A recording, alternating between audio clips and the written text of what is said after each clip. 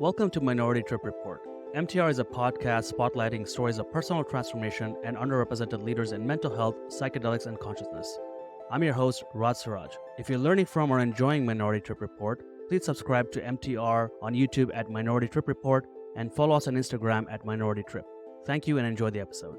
Today, my guest is Sabba Nazhand, who is a self-made tech executive, investor, and advisor on a mission to help bring more diverse voices to the psychedelic space through technology and a startup mindset.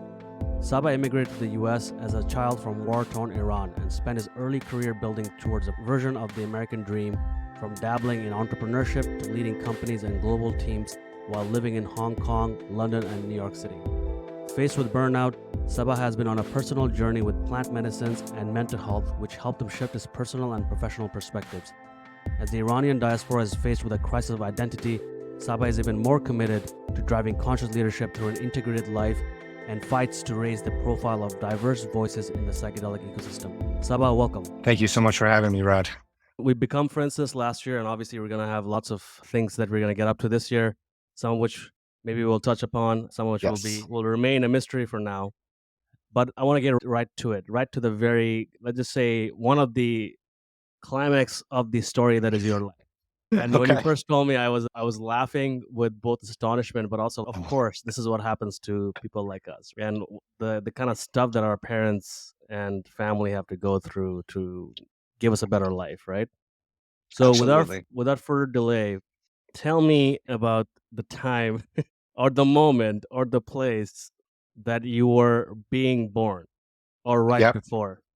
Yeah, absolutely. Needless to say, I was born into chaos. I was born, as you mentioned, I was born in Tehran, Iran in 1982. So that was actually during the height of the Iran-Iraq War, post-revolution of the CIA-backed coup of the Shah, enter the oppressive theocracy of the Islamic regime.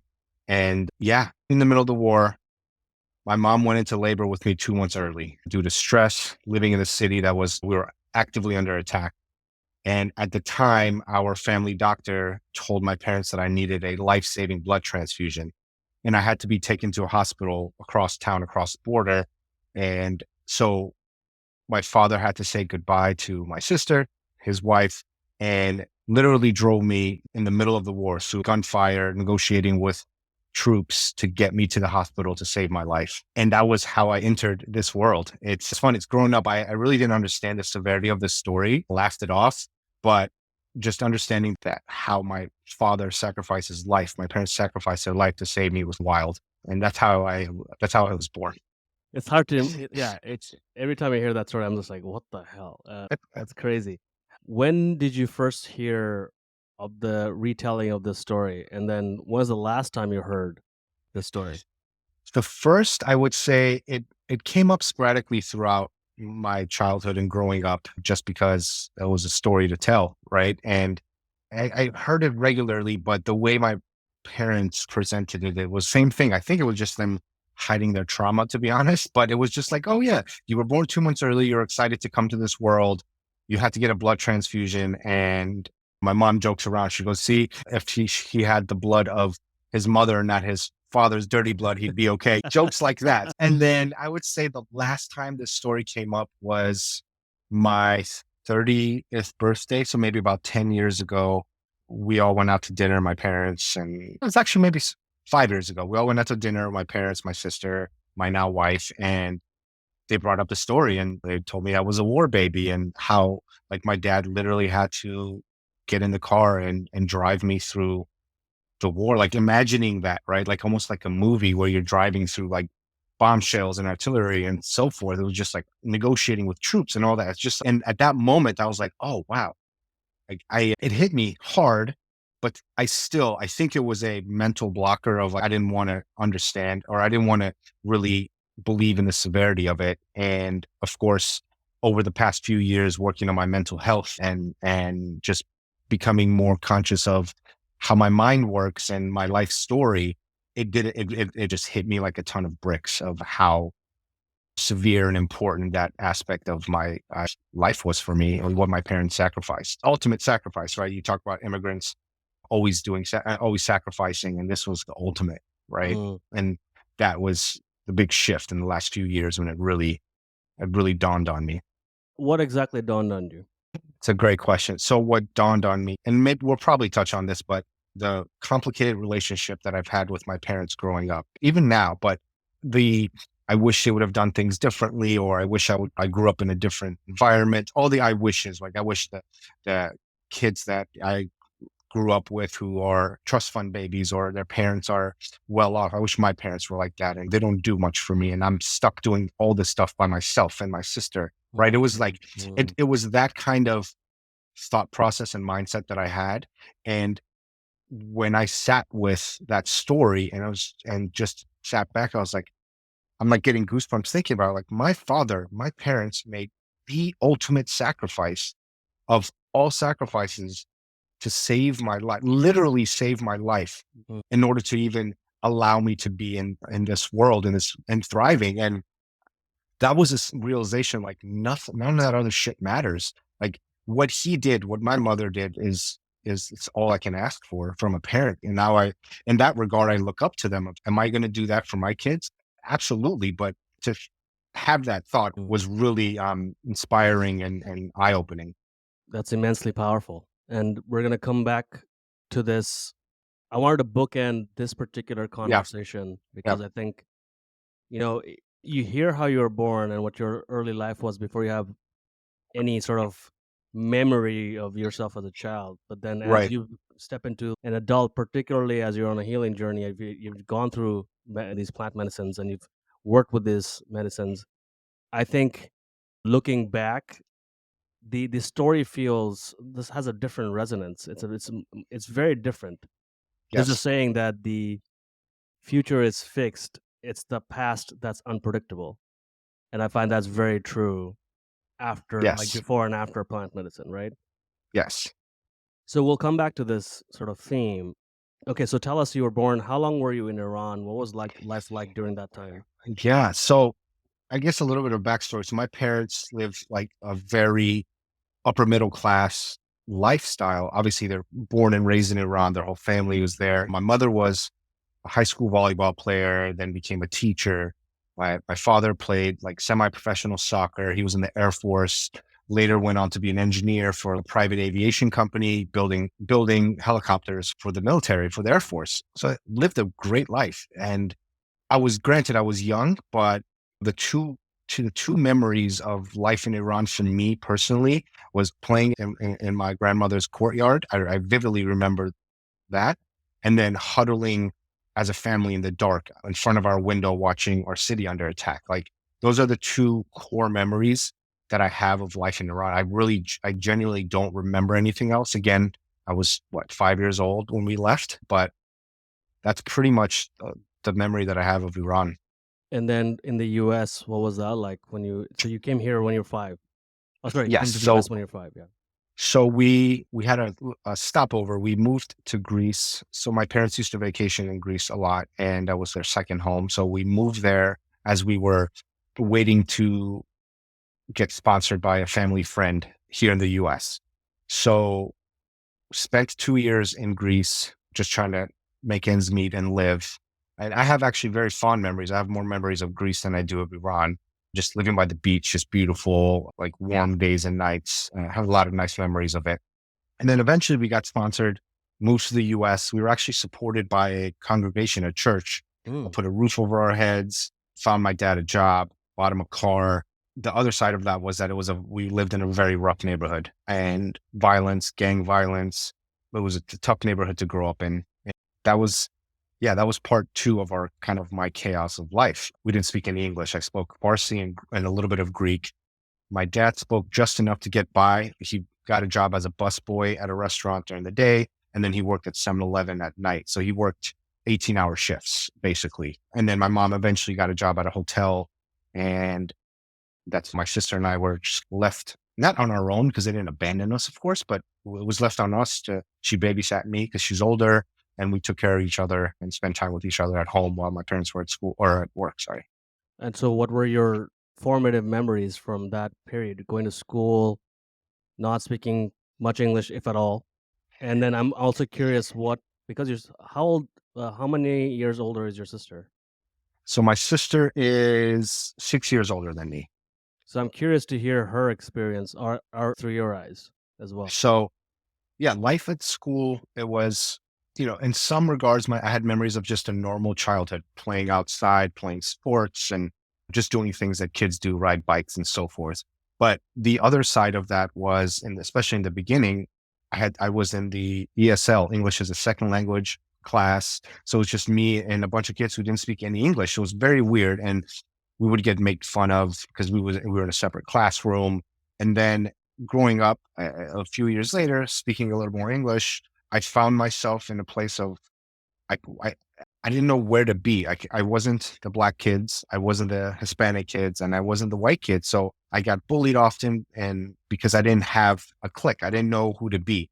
And not until sports and music came into my life, and I was pretty good at sports. I started listening to music, specifically hip hop, that kind of formed my middle school years and friendships because I was good at sports and I could rap a few lyrics and be okay with. And the kids are like, okay, this guy's not that bad. And then from my sister's perspective, I think it was the same. Like, especially as a girl, she caught on. She, I think, acclimated faster than I did because one, she spoke the language. She picked up the language significantly faster than I did.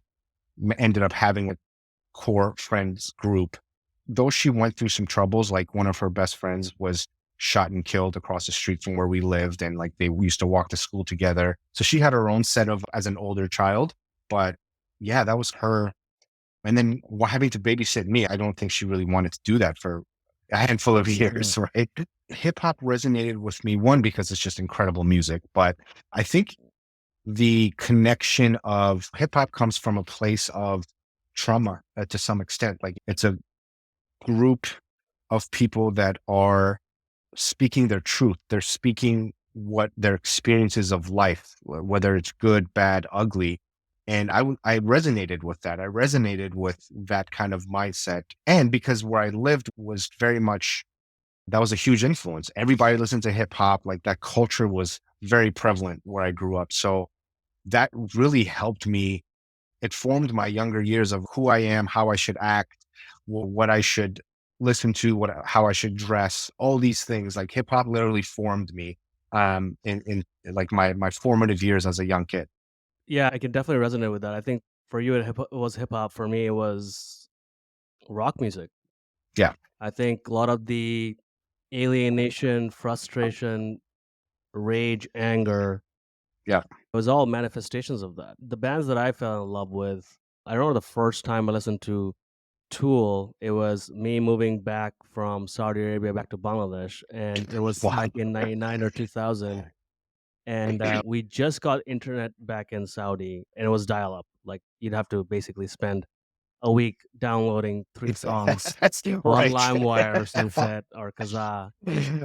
That's amazing. And then as soon as I went to Saudi, which was at that time completely, let's just say, blanketed and censored, everything was censored, or Right. would go through like a panel of smelly beardos who would then say, this is morally okay and this is not morally okay. They would like take these markers and like basically blacken out Veronica and Of Betty's course. arms Of in course. Archie's comics. So you find Archie's comics, but they're all fucking it's That's all markered out. Oh, you can see the belly. Oh, it's markered out, right? that's fucking crazy. But when I went to Bangladesh, the first time that the whole world opened up, and Sure. for good and bad, piracy was its peak, and because of piracy, the good thing was music was all of a sudden a buffet. Anything you want to Yes. listen to, any Yes. art you want. And I remember just picking up Lateralis by Tool. Wow. It was like a shitty CD cover, CD cover, and the cover was printed with an inkjet printer, and you couldn't even make out the title. But I was like, there's something weird about this one, and I listened to it. It's a 75-minute long album, and I did not get it at all because the songs were 13 minutes long. I'm like, but it's one of those things where I listen to it more, and to this day, I think that album changed my life completely because it I was a love different that. way to process anger, nation, all these Yes. things. And so it's like it's a positive manifestation of how you could at least look at these emotions, especially at a time when nothing seems to make sense and everything's messed up and Yeah. confusing. One more question about your sister. Obviously, you said you lived in a troubled neighborhood and there's a lot of Yeah. violence and a lot of trouble there. Looking back, Does it make sense the way you turned out and the way your sister turned out? Can you draw a wiggly line all the way back to the people you were back then? Yes, absolutely. We both, I think, as a backstory, and maybe we can touch on this, but because of this, I want to go fast forward for a second because Mm, it's relevant. But as I got older, the rage of how I felt, the anger, and watching my parents go through like literal hell as they watched the news, watched TV on how their culture and their home was crumbling in front of them. I too immersed myself in news and foreign policies and how governments interacted with countries. And it all felt unfair and sad. Actually, there was a point where I thought I was going to go into foreign policy because I wanted to quote unquote save the fucking world. And my sister was the same way. She went to school and was sorry, during school she volunteered with like local political candidates and really immersed herself in politics early on, before switching into art, which I think was the right move. But and for me, it was like I did the different approach. News made me depressed. Foreign policies made me depressed, and I wanted nothing to do with it because I felt that this is a huge conspiracy against the common people. And so going back, there's very direct, I guess, indirect correlation of I still am obsessed with hip hop, and that has gone along with me throughout my journey in my life. And my sister, she is into arts. She didn't really listen to hip hop. She was more into like pop, Madonna, and you can see that, right? Like she's into house music and techno and pop and is in the arts, and I still listen to hip hop. And it's interesting because that's where I was immersed in that, and she was immersed into a kind of a different world or different culture in the mm, same neighborhood. We're gonna come back to this. So moving forward into how you've been spending, let's just say, your adult life and Yes. professionally, how you're professionally involved. You said in your bio that you're a self-made tech executive. Now, self-made, Yes. I think, can mean a lot of things. People Yes. say Kylie Jenner is a self-made billionaire, which, you know what, we'll not go Yep. there. But I think Yeah. my Yep. point is to illustrate that self-made could mean a lot of different things depending on who gets to Yes. use the term and who gets to perceive what self-made looks like. Given everything you just shared, what does self-made technology executive mean? That's a great question, deep question. So there's two things. We grew up poor. Like my parents had to start over. Like it was the classic. We came here with nothing. And my sister paid herself through school, through loans and working. We've had this weird relationship with money I still have a weird relationship with money because of my upbringing. And when I say self-made, I saw the struggles of how my parents were living when I got older. I saw that they were always I experienced them in always being in survival mode.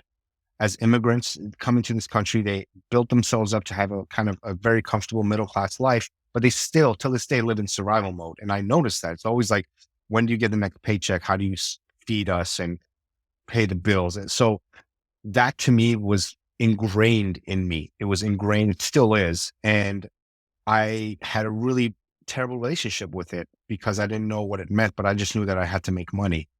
And I didn't have the right guidance, whether you can blame my parents or myself or our environment, but I didn't understand the value of education at the time. I didn't understand the value of how to maybe go to school and then build something from it and then get a traditional job. I dropped out of college and I am a proud college dropout. And we can go deep with that of why I used to not be proud of it. But I think, Yeah. but I'm a proud college dropout, and I decided to go into the workforce and make money. And that to me was this massive grind of questioning everything. Like, what am I doing? I'm a loser. I'm not educated. I'm just like randomly working jobs. I forced myself into sales, which I love now, but I forced myself into sales because I didn't know what else to do at the time. I just knew I wanted to make money. And that grit and perseverance and really just fighting through those demons and negative thoughts pushed me into this realm as a tech executive of wow, the stuff that I did back then was the foundation of who I am now as a tech executive. And I would never change it for anything. I would never replace it for anything else because the value of the dollar is so important to me. The value of hard work and the classic immigrant chip on their shoulder has gotten me to where I am today. So that's why I consider myself self-made. My parents, they supported me with love and food and a roof over our heads. And I did everything else on my own. I self-educated. I figured it out. I got my ass beat in an environment where either at the time, now it's a little better, but at the time you had to have a college degree for most jobs. I lied my way through it because I didn't know what else to do. Or I interviewed so well and I told my employers, this is what I'm going to bring to the table. And they were so impressed that they decided that the education didn't matter. And I eventually became so good at what I did. I eventually had the experience under my belt, which negated the degree and put me in this space of now my background speaks for itself. I love everything you described and the way you described it. There is something to be said about having a pride in this particular work, but the fact that I'm giving it my all and it's a Yes. job and I know what Yes. purpose this particular job plays in my life at this time. It's a paycheck, it's the money that I need. And that's it. I remember my first gig when I moved to Canada when I was 19 for university. I had enough money just to last for a year, and I worked at a really terrible. There's nothing with a falafel shop, but this first fucking falafel shop was fucking terrible. It was just the fucking owner was like, "If you do a 5-hour shift, you get a sandwich. If you do an 8-hour shift, you get a whole meal." I'm like, "Why can't I just have a whole meal?" It was money on the table too, so he paid me less than minimum wage. But at that time, it didn't Of matter. course. Honestly, it didn't matter at all. But to me, it was still fun because you know what? Everybody behind the counter, and I washed dishes basically. I washed Yeah. dishes. I'd take out the grease and mop the floors and stuff like that. But you know what? Everybody behind the counter they were all immigrants. They were all working hard. Some of them were dicks. That's how that would have happened regardless. It's not like you work in a nice white collar job and nobody's an asshole. But everybody were laughing. They were smiling. They were like, despite it all, I think that's like the beauty of it all. When you do work hard, the moments that shine through that where you do laugh, it feels like you deserve it. It feels like I agree. I earned this. I earned this I smoke agree. break. I earned this moment with my coworkers having a drink or whatever. So I think that's really cool. So coming to technology, you've been in software and SaaS for a long time. Given how you described your grit and the way you became self-made and you are self-made, why does tech and SaaS, why does this domain feel like the domain you want to play in and you're most effective at? Yeah. So first of all, one, I almost have 20 years of experience in this. So I can, this domain to me feels it's a part of my life for better or worse. I don't care what people say, like job and purpose matters. And whatever that means, it matters. It matters to wake up every day and have purpose of what you're doing because you're spending a lot of time working. So in that regard, it's part of my DNA. But I think as an opportunistic approach, look, we live in a innovative society and technology has driven growth, efficiency, success in almost every industry that you can think of. And that to me is just, I nerd out on that. I love that. I love the idea of taking an emerging market, which we can talk about, or a antiquated system model and creating a technological model that makes it more efficient, faster, not necessarily easier, but gets you to from A to B in a matter where you can have maybe a less points of error. And that to me is just very exciting. And that's why I do what I do. And What would you say is the core tenets of how you work in technology as an executive, as a team leader, as somebody who hires people, mentors people? And then how does that apply across the world in different places that you've been an executive? So you mentioned oh, Hong Kong, London, and New York, some of those sites. that's a great question. So for me, there's texts and lectures and books around what the essence of a leader is, especially in tech. I try to break it down into probably six. There's kind of six traits that I think are extremely important in a leader, especially in tech, and which has also followed me in my life and have had some eye opening correlations with my psychedelic journeys around these same six. It was this aha moment of, oh shit, these six traits that I've been thinking about and how I've been massaging to make it the perfect kind of model also is part of my mental health and my other aspects of my life. So let me explain. There's communication, there's trustworthiness, there's optimism, self-awareness, deeply empathetic, and doing hard things. If you think about that's again, you can argue this, but those are the six traits that you need to be as an executive, as a leader in tech or any kind of industry. But then if you take that and just for all test purposes, copy and paste it into life, you need those as well. And I've had profound experiences in my meditations and in my journeys where these six traits have come up similarly.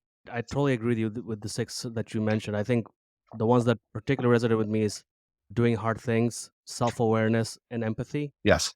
You know, Yes. I often say that I feel it's not that people don't want to push themselves. I feel like they don't often feel either safe or supported. And if you have a safe place, people do often want to do the hard thing. They do want to see they know there's something that they can rise to the occasion.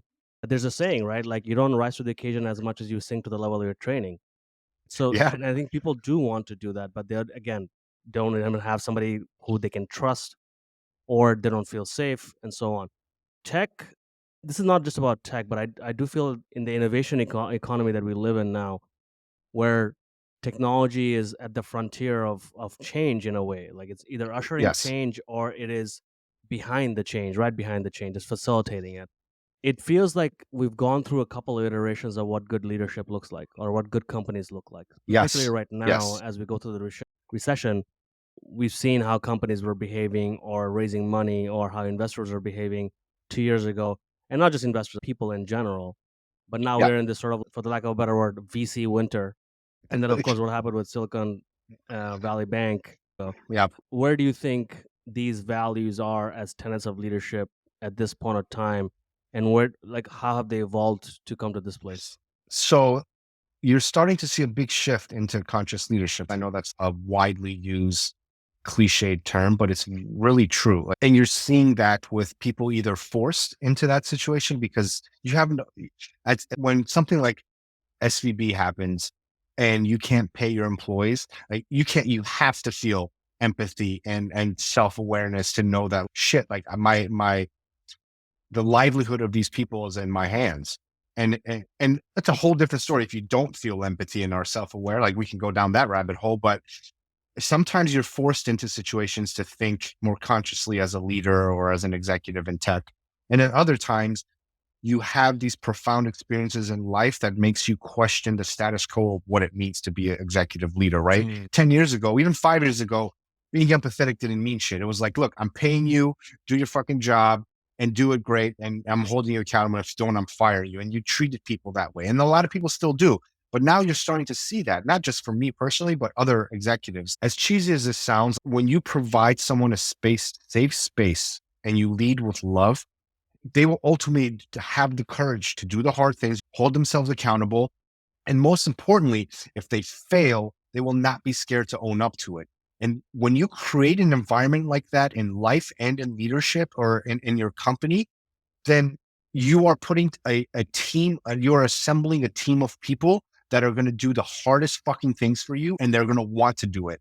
And yes, you can think of it as a selfish way that you're building this, but at the same time, like people want to help each other. People are connected to each other. And if you give them that environment, they're going to do great things. Like nothing is more demoralizing for people you're leading than for them to feel like when they fail, they get fired or reprimanded. I don't ever want that. I stop having that mindset. And I think from my perspective, if you start leading that way, you start building companies that way, you start bringing in, you're seeing these conscious VCs, you're seeing these conscious leaders that are thinking in this manner, you are going to create an environment that is going to breed success. Very well said. I couldn't agree with you more. And what is very encouraging to me, and perhaps this happens faster in technology and software, particularly because it's incredibly competitive. And software, the speed of iteration is so much faster. And I think there's this understanding that technology will take us so far, but really, at the end of the day, it's the human ingenuity behind it all. Whatever Yes. team you're on, whether you're on support, whether you're in sales, whether you're on Yep. build teams, design, engineering, how do you enable and empower people to do their best and lower the cognitive load of doubt and hesitation? I think the best leaders bring out the best in people, And it's very cool to see the best teams are where actually you are able to fail. The Yes. question is, are you learning from it? That's really Yes. where it is. And if you are failing and learning, then yeah, by all means, fail. Yeah. There is something to be said, though, act fast and break things, what Yes. Mark Zuckerberg used to say. I think Yeah. when you apply to technology companies that are that big and touch that many components of life and dimensions of life, from governments to infrastructure to politics, it's a little different. But I think in general, I couldn't agree with you more. Let's switch gears because I want to know, where did plant medicines and psychedelics come into the picture? I'd say if you go back almost 7 years ago, I was dabbling like most people my age. I was taking drugs recreationally, and I started dabbling into mushrooms and other psychedelics. But it wasn't profound. It was just fun, recreational. And what's interesting is I feel like I need to share this quick story Hmm. and then come forward. Is for most of my life, I mentioned I lived this like rage and disdain for my Iranian culture, my heritage, religion, my family, like the way life was. That was like Sabba during the day, this angry fucking Persian kid that just was pissed off at everybody. And then at nighttime, there was this kind of shift. And the shift was that I would lock myself in my room and I would spend my nights listening to like Native American ceremonial music, religious chants, and I would cry. And I would listen to lectures on metaphysics and read poems from Hafez and Rumi. But that shit was so confusing to me. I couldn't process like the depth and beauty of what I was listening and reading. But I knew that there was this deeper connection with life and the universe and spirituality that I just couldn't wrap my head around. And then I'd wake up in the morning and then rinse and repeat. So again, so 5, 7 years ago, there was this dabbling and I didn't really understand it. Come around 2019, right before the pandemic, living in New York City, the grind of being at a startup, tech executive, I started questioning like a lot of things. Like I felt like I was just a shell of myself. And traditional therapy opened that up for me a little bit, but I just felt like almost in a depressive state of who am I? What the fuck am I doing? Am I going to just continue down this path? I don't even know what love is. If you were to ask me what love was, I couldn't explain it to you. I'd give you some like just some bullshit, like Hallmark definition of what love was. And it all came crashing down on me. And having a wife and family and a kid on the way, I felt like I needed to make a change. So it started with therapy that opened up the first few layers of my consciousness and why do I think the way I think? Why did I do the things that I did?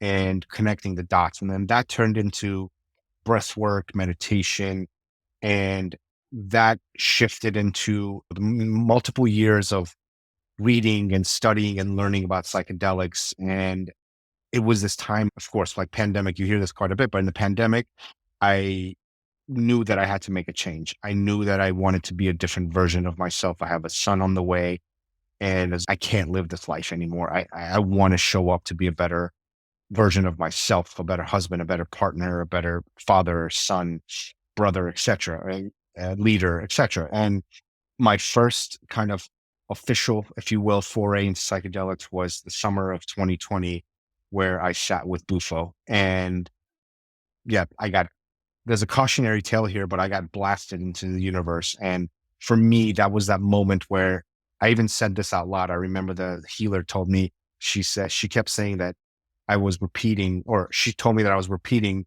I've been waiting for this my whole life. I've been waiting for this my whole life, multiple times.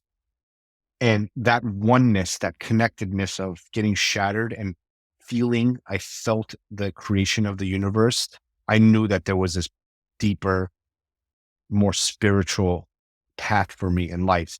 And that was that moment and where I shifted from being an atheist who had a disdain for religion to I don't know who I am or what I am, but I do know that there's this beautiful spiritual God universal thing out there, which I'm still working through, but it shifted from God is bad, religion is bad, that's all bullshit, it's all man-made to like, wait a second, Mhm, mhm. right? And that to me was the most profound. I've had many, but that was so profound to me, that connecting the fact that like the spirituality was always in me.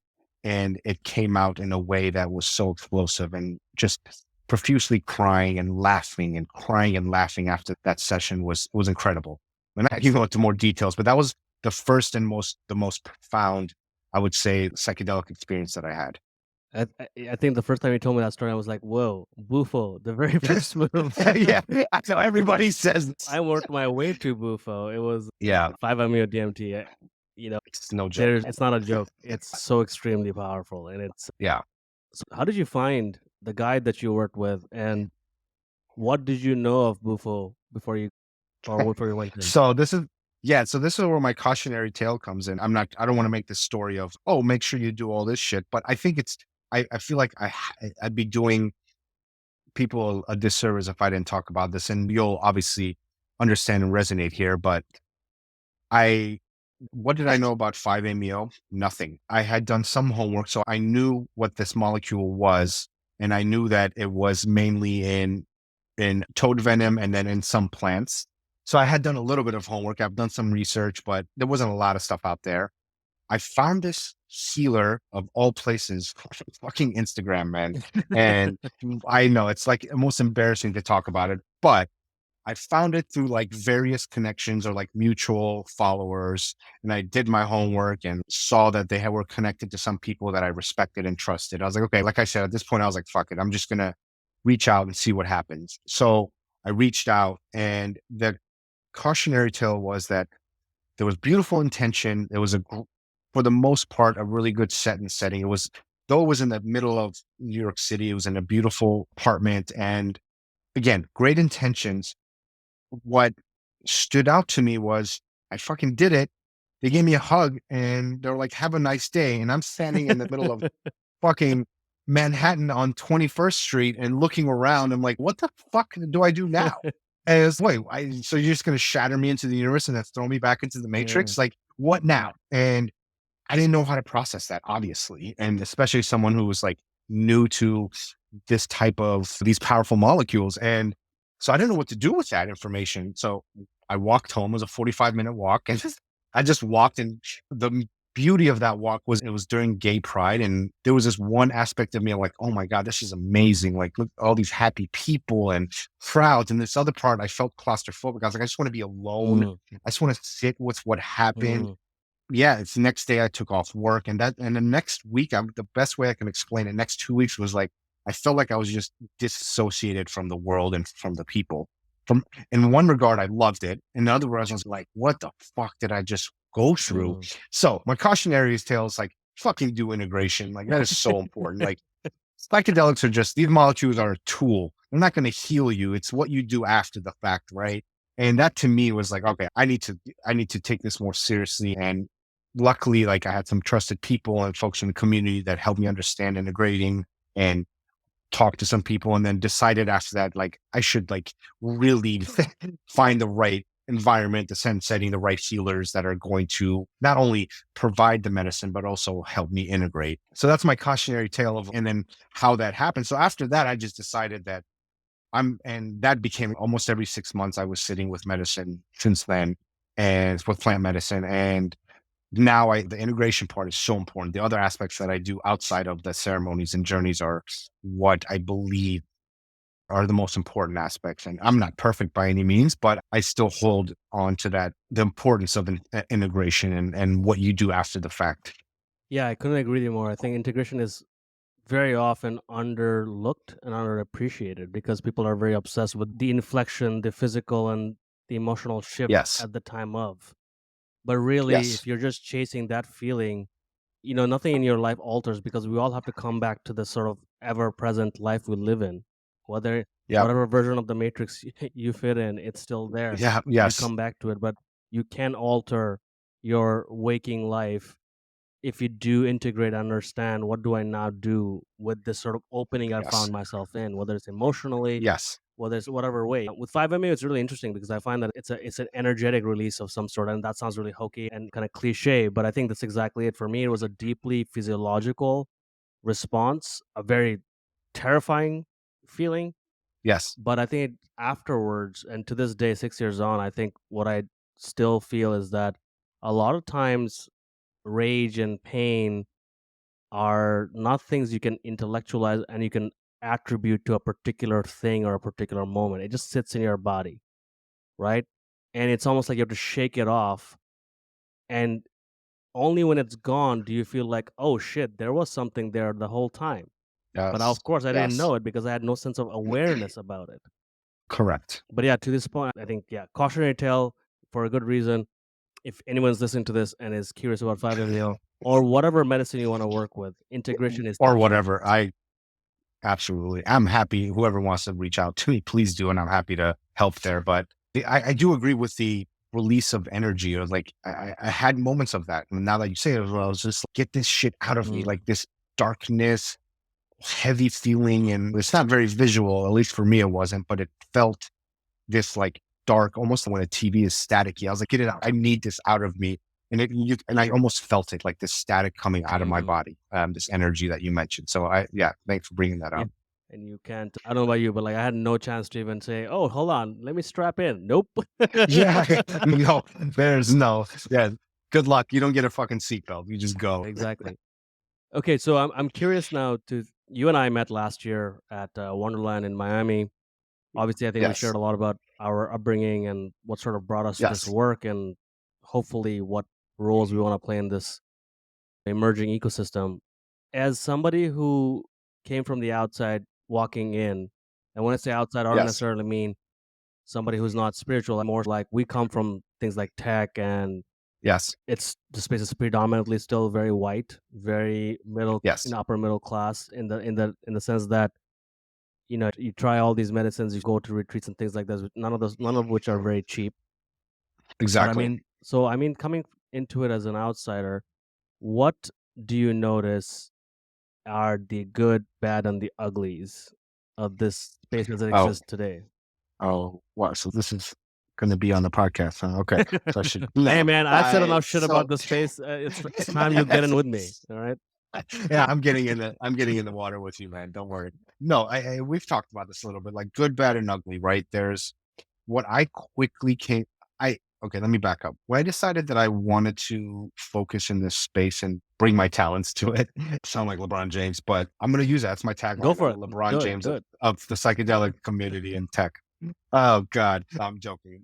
You can take that out. So yeah, please do. So the what I saw was these like pockets of communities, mindsets, and people, and specifically at Wonderland, but just in this now that I've been doing advising work and working in this space is you have and there's no particular order, it's just what pops in my head. You had the people that came from the cannabis space that are like opportunistic, looking for the next big like drug innovation mindset, which I have a ton of opinions on, some good, some bad. I know some really amazing people from that space. And I know some people that are just like looking to fucking sell gummies and then call it a day. And that to me is like, great. If that's what you want to do, there's more to this space than that, in my opinion.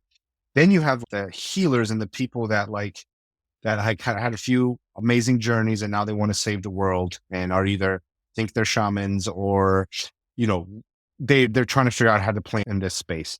And then you have the traditional heroes, the healers, the psychotherapists, and those folks that are doing some amazing work and want to get involved. I love that.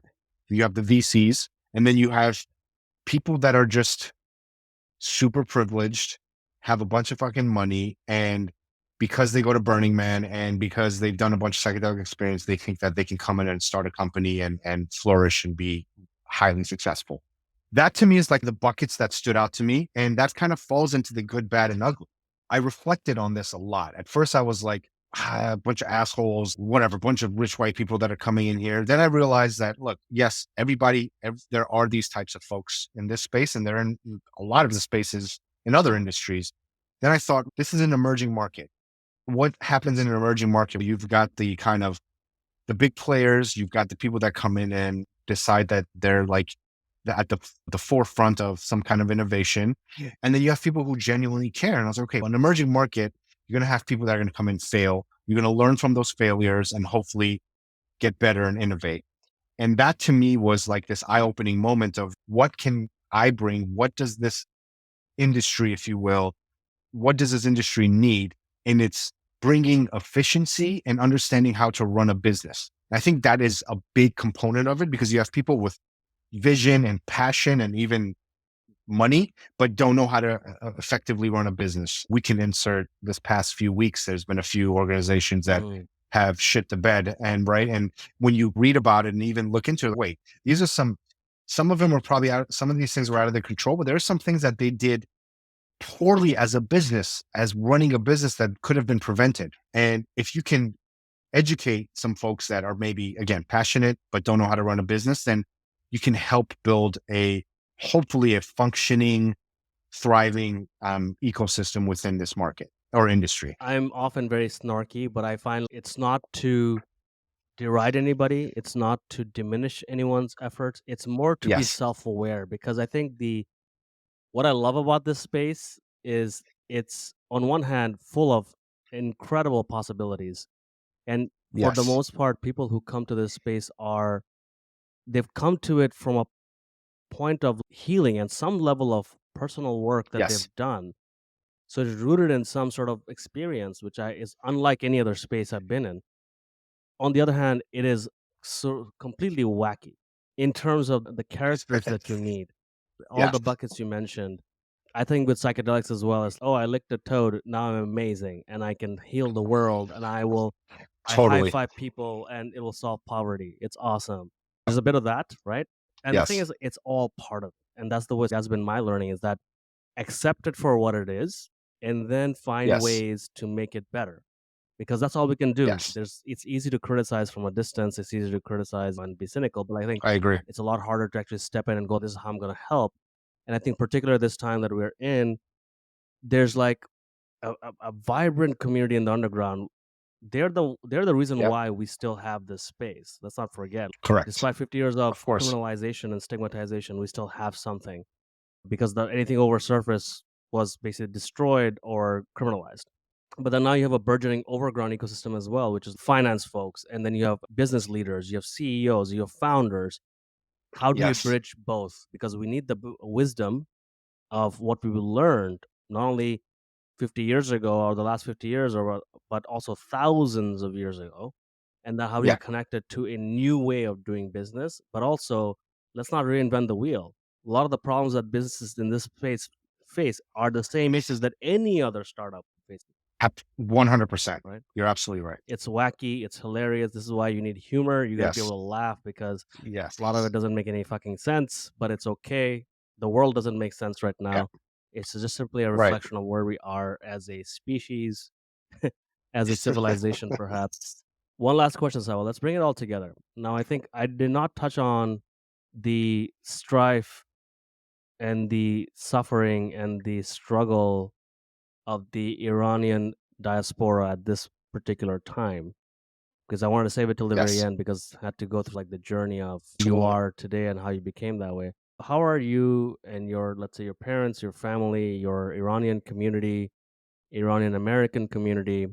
What does this particular moment in time feel like? And from that, given the work you have done on yourself, given that the Yes. foundation of love and support you have from your family, you have a second child coming to this world very Yes. soon, Yes. any day now. Very soon. How do you reconcile all these things? Then what gives you hope?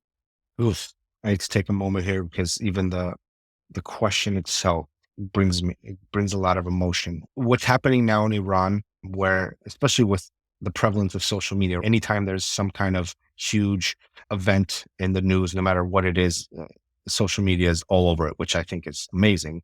And one of the reasons why, you people outside of Iran know what's going on.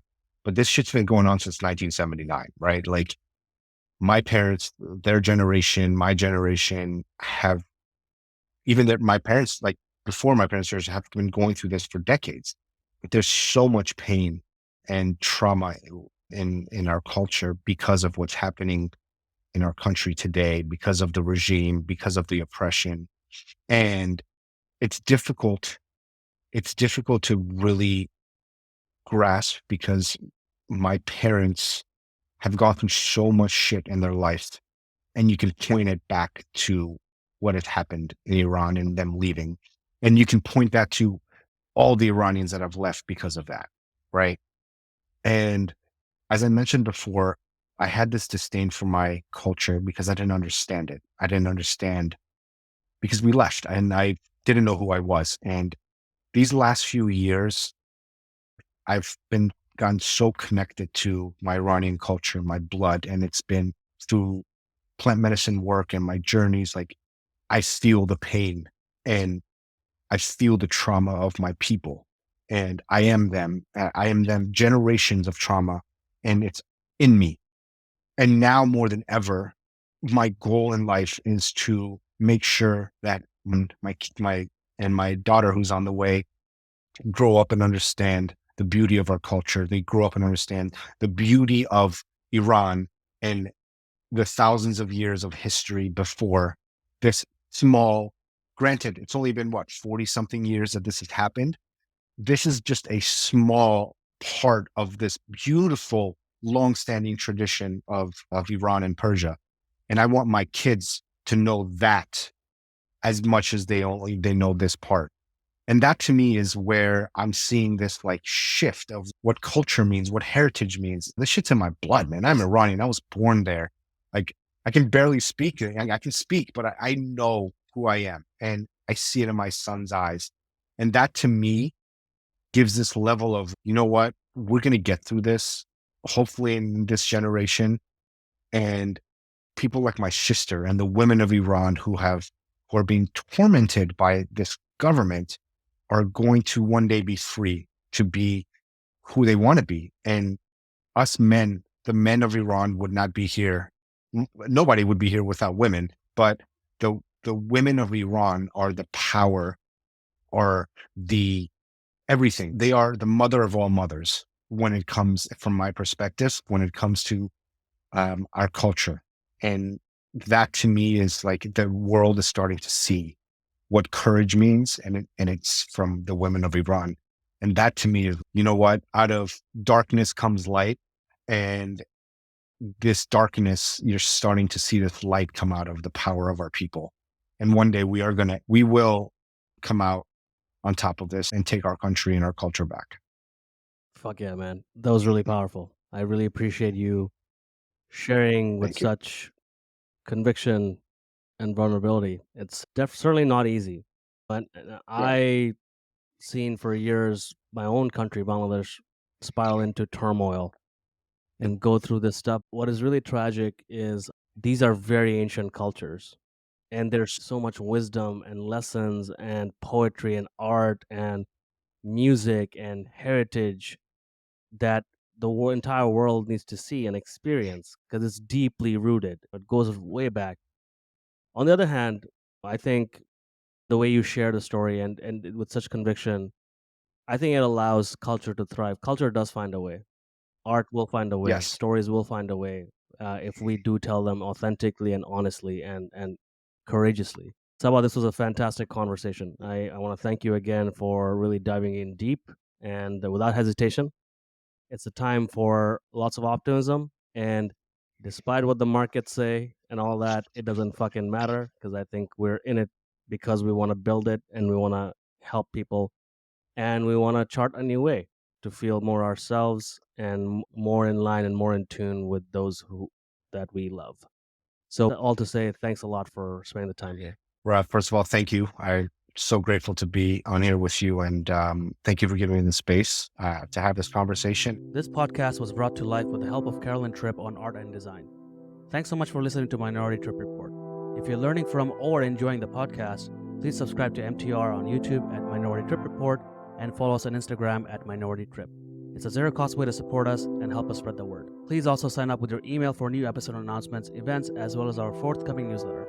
I'm your host, Raj Suraj. See you next time.